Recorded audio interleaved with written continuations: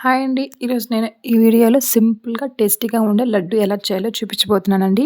అన్నీ హెల్తీగా ఇంట్లో ఉండే వాటితోనే ఎలా చేయాలో చూపిస్తాను చూడండి. అటుకులు, పల్లీలు, ఎండు కొబ్బరి యూజ్ చేసి ఇలా లడ్డు చేసి పెట్టారంటే పిల్లలు ఎంతో ఇష్టంగా తింటారండి. మనం లేట్ చేయకుండా ప్రాసెస్‌లోకి వెళ్ళిపోదామా? ఒక కడాయి పెట్టేసుకొని అందులోకి ఒక కప్పు పల్లీలని యాడ్ చేసుకొని లో ఫ్లేమ్‌లోనే ఫ్రై చేసుకోండి. హై ఫ్లేమ్‌లో పెట్టుకొని ఫ్రై చేసుకున్నారనుకోండి పల్లీలనేవి మాడిపోతాయండి. మెత్తగా అయిపోతాయి. అలా చేశారనుకోండి లడ్డు సరిగా రాదు. లో ఫ్లేమ్‌లో పెట్టేసుకొని బాగా ఫ్రై చేసుకోండి. 8-9 నిమిషాల పాటు ఫ్రై చేసుకున్నారనుకోండి పల్లీలు మంచి కలర్ వస్తాయండి. క్రిస్పీగా కూడా ఉంటాయి. లడ్డూకి మంచి టేస్ట్ ఇస్తుంది. చూడండి ఇలా ఫ్రై అయిన తర్వాత స్టవ్ ఆఫ్ చేసేసి ఒక ప్లేట్‌లో పెట్టేసుకొని చల్లారబెట్టేసుకోండి. అదే కడాయిలోకి ఒక కప్పు అటుకులు వేసేసుకొని లో ఫ్లేమ్‌లోనే ఫ్రై చేసేసుకోండి.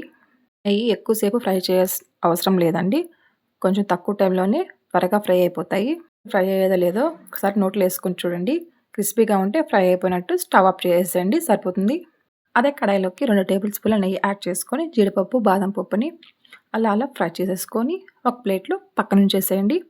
అదే నెయ్యిలోకి సగం కప్పు ఎండు కొబ్బరిని తురుముని యాడ్ చేసుకొని ఫ్రై చేసేసుకోండి. కొబ్బరి గిన్నెన సరిపోతుంది. అలా 1 నిమిషం పాటు ఫ్రై చేసుకున్నారనుకోండి సరిపోతుంది. స్టవ్ ఆఫ్ చేసేసేయండి.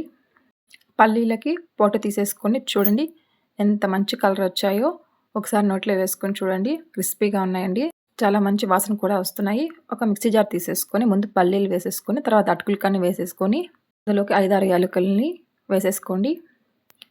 కచ్చాపచ్చాగా గ్రైండ్ చేసేసుకోండి.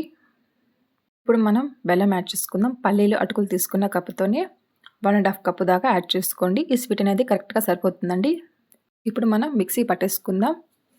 చూడండి మిక్సీ పట్టేసిన తర్వాత చాలా బాగా గ్రైండ్ అయిపోయిందండి. ఒకసారి బాగా కలిపేసుకొని బెల్లం ఏమన్నా ఉందేమో చూసుకోండి.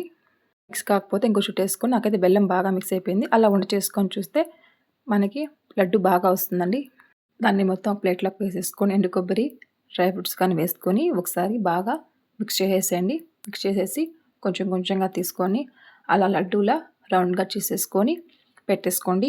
మొత్తం లడ్డూలని ఇలానే చేసి పెట్టేసుకోండి. మీకు ఒక చిన్న రిక్వెస్ట్ అండి. నా వీడియో మీకు నచ్చితే లైక్ చేయండి. నన్ను సపోర్ట్ చేయండి. సబ్స్క్రైబ్ చేయడం మాత్రం మర్చిపోవద్దండి. అయితే లడ్డూలు రెడీ అయిపోయి పిల్లలు ఎంతో ఇష్టంగా తింటారండి చేసి పెట్టారంటే. ఈ లడ్డూలని మనం చాలా త్వరగా చేసేసేయచ్చండి. Thanks for watching.